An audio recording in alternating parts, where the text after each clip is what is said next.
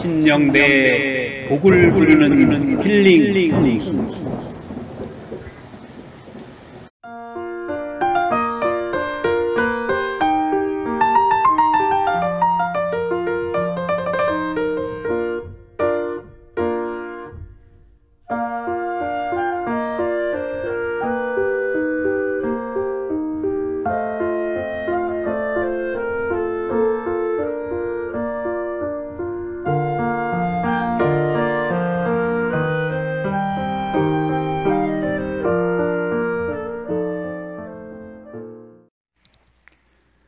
생활의 지혜와 건강하고 행복한 삶을 유도하는 복을 부르는 힐링 풍수 제16강을 시작하겠습니다. 오늘은 최고 경영자, 즉 다시 말씀드려서 CEO의 사무실이나 업무 책임자의 사무실과 관련하여 풍수적으로 알아보는 시간입니다. 회사의 경영자나 부서의 책임자 또는 이 자영업을 하시는 분에 이르기까지 사무실은 영업전선에서 매우 중요한 위치를 차지하고 있다고 할 수 있습니다. 사무실 안의 책상 배치에 따라서 여러 가지 풍수적인 작용이 달라질 수 있다고 보는 것입니다.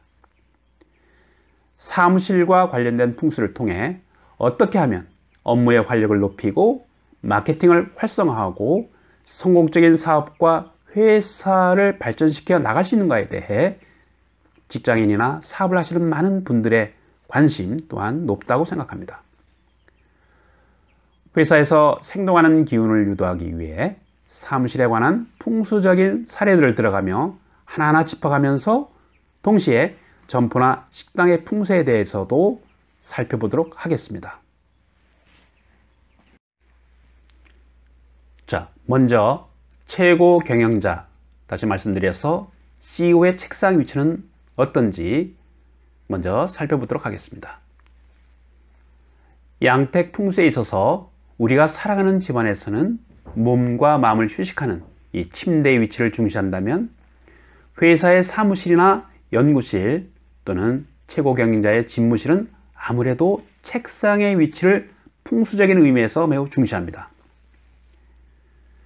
사무실의 구조와 책상의 위치에 따라서 이 회사 생활의 순조로운 출발이라든가 사업의 번창 등 현실에서 빼놓을 수 없는 출세와 좌절, 안정과 불안정, 사업의 성공과 실패 등에 매우 큰 영향을 준다고 여깁니다.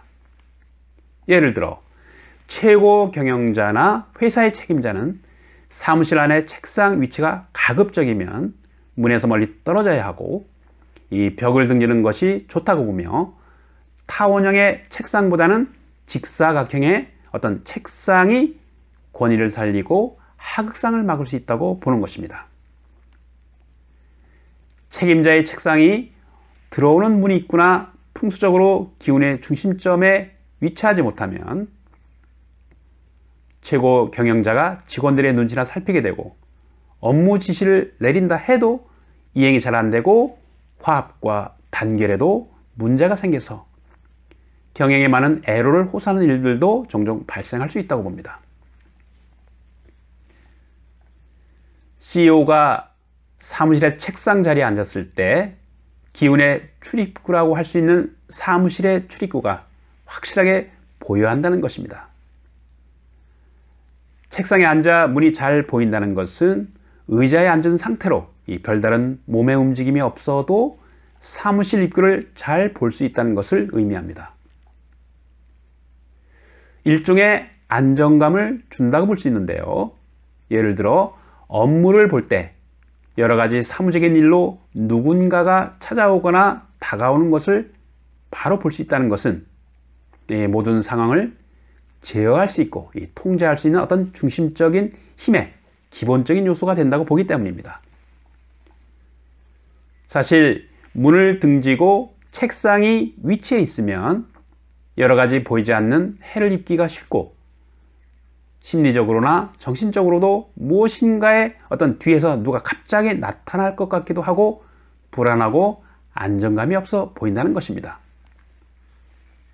물론 이 사무실 구조나 건물 구조에 따라서 사무실 위치나 어떤 책상의 위치는 어느 방이든 있을 수 있습니다. 풍수의 이치는 변화의 이치를 담고 있기 때문에 그 상황에 따라서 얼마든지 변화시킬 수 있다고 보는 것이죠. 복잡한 현대 사회에서 이 다양한 구조의 틀이란 측면에서 딱 정해진 방위는 있을 수 없습니다.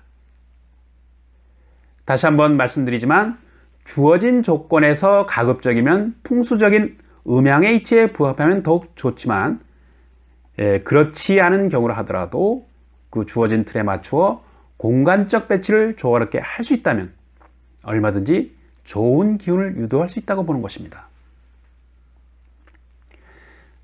CEO의 어떤 책상 방위는 어떤지 알아보겠습니다.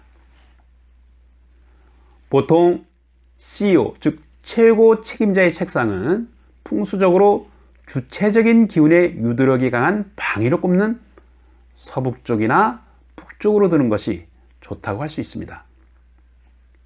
더욱 중요한 것은 사무실 문과의 어떤 상대적인 위치인데요.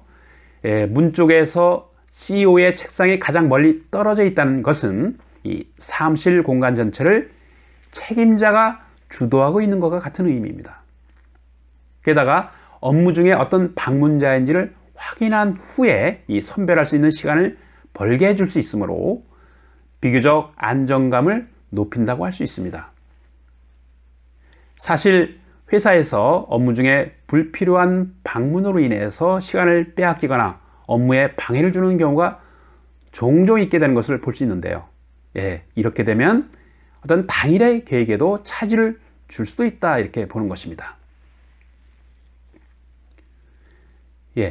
CEO의 책상이 사무실 문의 통로에 있다면 어떤 영향이 있는지 알아보겠습니다. CEO나 부서 책임자의 책상이 문으로 드나드는 통로에 있다고 한다면 문제가 있다는 것인데요. 이 사무실의 통로는 곧 바깥의 기운을 사무실 안으로 유입하는 에너지, 즉 기의 통로라고 할 수 있는데 기운이 들어오는 입구를 가로막는 것은 그다지 좋지 않기 때문입니다. 이와 같은 맥락으로 기의 통로인 문과 이 창문 사이를 연결하는 통로상에 책임자의 책상을 두지 않는다는 것이죠. 가장 좋은 것은 막힌 벽을 등지고 앉는 것이 이상적인 책상의 위치라고 할 수 있습니다.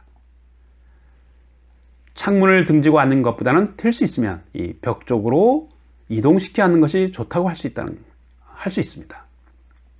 어쨌든 이 사무실도 이 채광이 매우 중요한데요. 창문을 통해서 채광을 고려하되 가급적이면 기운이 출입하는 어떤 통로에 기타 가구라든가 어떤 다른 용품을 두지 않는 것이 좋다고 봅니다. 책상의 배치와 공간 확보는 어느 정도 해야 되는지 알아보겠습니다. 풍수적으로 책상을 배치할 때 이 가급적이면 책상의 양쪽 면 중 한쪽을 이 벽에 붙지 않게 하는 것이 가장 좋은데요. 이것은 다시 말씀드려서 책상 양쪽으로 드나들 수 있도록 최소한의 공간을 확보하는 것이 좋다는 것입니다. 너무 많이 여유를 두지 않고 최소한 약 50cm 정도를 띄우는 게 이상적이라고 봅니다. 만약 책상이 위치한 곳에 공간적인 여유가 없다면 이 업무의 융통성이 떨어질 뿐만 아니라 어느 정도 부정적인 영향을 벗어나기가 어렵다고 보는 것입니다. 이러한 이치로 볼 때 L자 모양의 책상은 다소 부적절한 면을 가지고 있습니다. 책상의 양쪽 모서리 부분에 어떤 저항을 받지 않는 것이 가장 좋다고 볼 수 있습니다. 또 앉았을 때 의자의 등받이 쪽과 벽이 너무 가까워도 행동 반경에 부자연스러움을 안겨줄 수 있고 이 답답함을 주어서 좋지 않다고 보는 것입니다. 적어도 약 90cm에서 한 95cm 정도의 공간이 확보되어야만 뒷면에 활기찬 에너지의 순환이 이루어진다고 보는 것입니다. 책상의 모양이나 재질에 따른 영향은 어떤지 알아보겠습니다. 책상의 생김새, 즉 모양이나 형태, 재질 등도 세심하게 살펴볼 필요가 있습니다. 우리가 이 주변에서 쉽게 대할 수 있는 대부분의 책상은 이 직사각형의 어떤 형태를 가장 많이 접할 수 있는데요. 이것은 강한 인상을 주는 동시에 평범하면서도 긍정적인 모양을 갖추고 있다고 봅니다. 사실 이 사무실 책상은 이렇게 뭐가 나야만 정상적인 형태라고 볼 수 있는데요. 만약 책상의 형태가 뭐가 없으면 이 여러 가지 문제를 일으킬 수 있다고 보는 것입니다. 가장 대표적인 어떤 사례를 든다면 한 직장 안에서 위아래, 다시 말씀드려서 상하의 질서를 깨트리는 하극상이라고 볼 수 있습니다. 대체로 타원형의 책상을 하고 있으면 CEO의 권위가 축소되어서 무엇인가 모르게 리더십의 문제를 가져옴을 암시할 수 있다고 봅니다. 이와 더불어 책상의 재질도 영향을 준다고 보는데요. 가능하면 금속재보다는 이 나무의 재질이 좋고 동시에 견고하고 강한 재질이어야 한다는 것입니다. 형태적인 측면에서 앞면과 측면의 패널은 될 수 있는 한 바닥까지 내려오는 것이 좋다고 봅니다. 그리고 좀 허한 느낌을 주는 책상인데요. 이것은 사방에서 공격을 당하는 느낌을 주는 책상이 되므로 달랑 4다리만 있는 책상을 말하는 것입니다. 그리고 흔히 볼 수 있는 사례들인데요. 책상 위에 유리를 덮는 일도 가급적이면 피해야 좋습니다. 보통 책상에 여러 가지 전화번호나 어떤 스케줄, 계획표 같은 것을 놓고 그 위에 유리를 덮는 일이 많은데요. 어떻게 보면 편리한 것 같아도 사실 이것은 내부 공간에 많은 빛을 반사해서 심리적이나 정신적인 혼란과 스트레스 또는 두통을 야기하기 쉽고 이것이 오랜 시간 노출되다 보면 업무 효율은 물론이고 의욕도 떨어뜨리고 피곤을 조장하는 어떤 원인을 제공할 수 있다고 봅니다. 자, 방향에 따른 풍수적인 영향은 어떤지 살펴보겠습니다. 지난번에도 말씀드렸지만 방향과 관련해서는 반드시 어떤 방향으로 해야 된다는 어떤 절대적인 방향은 없습니다. 건물의 구조나 형편에 따라 점포 또는 사무실, 어떤 또 식당 등은 어떤 방향이든 선택의 여지가 없을 때가 많으리라고 봅니다. 다만 참고 사항임을 다시 한번 말씀드리며 혹시 꺼리는 방향에 있다 하더라도 얼마든지 보충할 방법이 있음을 또한 말씀드립니다. 사무실을 구하거나 위치시킬 때에는 가급적이면 동북방향과 남서 방향은 피하는 것이 좋다고 주택의 풍수에서도 이미 언급한 바 있습니다. 점포나 사무실을 구할 때 참고로 하시면 되는데요. 사실 이 두 방위는 풍수에서 귀신이 출입하는 귀문방이라고 하여 어느 정도 불리한 방위로 보고 있습니다. 식당이나 점포를 운영하는 경우도 마찬가지인데요. 이 남서쪽과 북동쪽으로 또 이 화장실이나 어떤 주방, 어떤 계산대 또는 출입문을 두지 않는 것이 일반적인 풍수의 방법이지만 구조 형편에 따라서 부득이 이 방향으로 되어 있을 수도 있다 이렇게 볼 수 있습니다. 예를 들어 어떤 점포나 식당은 손님이 너무 많아서 이 줄을 지어 오는 경우도 있고 어떤 곳은 손님의 발길이 드문 곳도 있습니다. 풍수적으로 기운을 잘 받는 점포와 기운을 잘 받지 않는 점포의 차이점으로 볼 수 있습니다. 물론 음식도 중요하죠. 맛도 중요하고요. 그 정성도 중요하다. 이렇게 볼 수 있는데요. 집안에 어떤 또 환자분이 계신다고 한다면 귀문방에 환자의 침대가 위치하면 불리한 것과 마찬가지입니다. 점포나 식당의 가장 좋은 출입문 방위는 역시 동쪽이나 동남쪽 방위를 가장 이상적으로 보고 있습니다.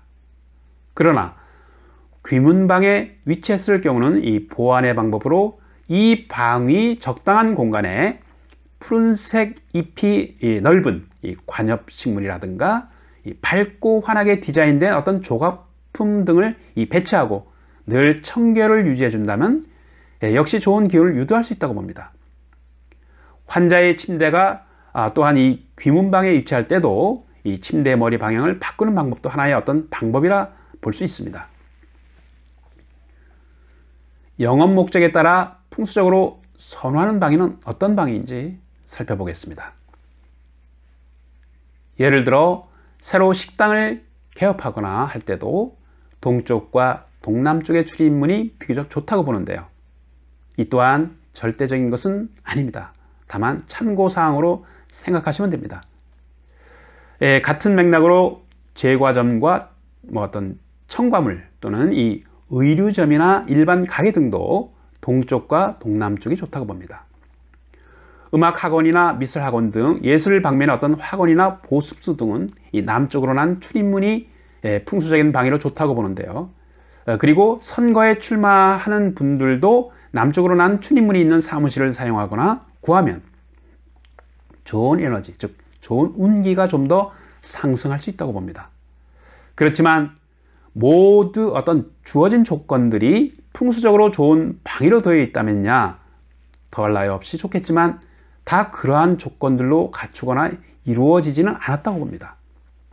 따라서 모든 방위는 가변성이 있다고 보며 형편에 따라 차선의 방법으로 보완한다면 얼마든지 좋은 에너지가 들어오는 영업장으로 만들 수 있다는 것입니다. 이처럼 목적에 따라 사업장을 선택할 때는 영업장의 풍수적인 환경이나 분위기 등을 신중하게 고려하고 살피는 것이 가장 좋다고 보는데요. 결과적으로 이것은 모두가 자연적인 환경이나 인공적인 환경이 그만큼 풍수적으로 중요하다는 것을 의미합니다. 옛날부터 같은 값이면 다홍치마라는 말이 있고 또한 돌다리도 짚어가듯이 우리가 삶의 과정에서 생활 속에서 보다 더 안전하고 좋은 방법이 있다면 실행해 보는 것도 좋다고 봅니다. 자, 사업운을 상승시키는 사업운을 좋게 하는 사무실의 입지 조건은 어떤 것인지 살펴보겠습니다. 사업장이라든가 또는 이 사무실이나 점포, 식당 등을 선정하는 데는 무엇보다도 풍수에서 말하는 용혈사수의 요소를 갖추어야 합니다. 이 말은 배산임수와 다시 말씀드려서 전후 좌우 포근하게 둘러쳐진 어떤 산천의 배합인 네 방위의 어떤 사신사, 다시 말씀드려서 좌청룡, 우백호, 남주작, 북현무의 풍수적 국세를 이루었다는 말로서 이것은 하천이나 도로가 감싸준 안쪽을 선택하자는 의미입니다. 사업을 하려고 마음을 먹었으면 이 사업하고자 하는 어떤 지역의 산세나 지세를 먼저 점검하고 어느 지점이 좋은 기운을 받고 있는 땅인가를 우선적으로 살펴야 합니다. 사실 풍수지리의 이치를 모두 적용한다는 것은 매우 어려운 일이라고 봅니다만 가장 손쉬운 방법은 주변에 있는 하천이라든가 도로를 살피는 것입니다. 예컨대 하천이 어느 쪽을 감싸며 흐르는지를 살피는 것이죠. 가장 좋은 명당, 가장 좋은 명지는 물이 감싸주며 흐르는 이 합수된 안쪽이 에너지, 즉 기운이 모이는 명지가 되기 때문입니다. 물이 감싸주는 곳은 사람들이 본능적으로 모여들게 됩니다. 산과 물이 음양으로 부부처럼 맺어지고 있다는 것이죠. 모든 살아있는 존재는 물가를 찾게 되어 있고 또 새나 물고기나 어떤 동물도 마찬가지라고 봅니다. 물이나 도로가 감싸주지 못한 사무실이나 기타 사업장인 경우는 어떤지 살펴보도록 하겠습니다. 반대로 물이 감싸주지 못하고 배반하듯이 바깥쪽을 향해 흐르면 이 기운이 모이지 않고 기운이 흩어지는 곳입니다. 이러한 곳에 사업장이 있거나 사무실이 있으면 발전하지 못합니다. 사실 지도를 펴놓고 자신이 살고 있는 지역을 살펴보면 대체로 잘 사는 동네는 모두 이 물이 감싸주고 물이 합수되어 있는 안쪽이라는 것을 발견하실 수 있습니다. 가장 중요한 것은 일반 사업장이라든가 사무실 또는 이 점포나 상가 또는 식당이나 공장 등도 이러한 곳에 위치해야 아주 비약적인 발전을 할 수 있다고 보는 것입니다.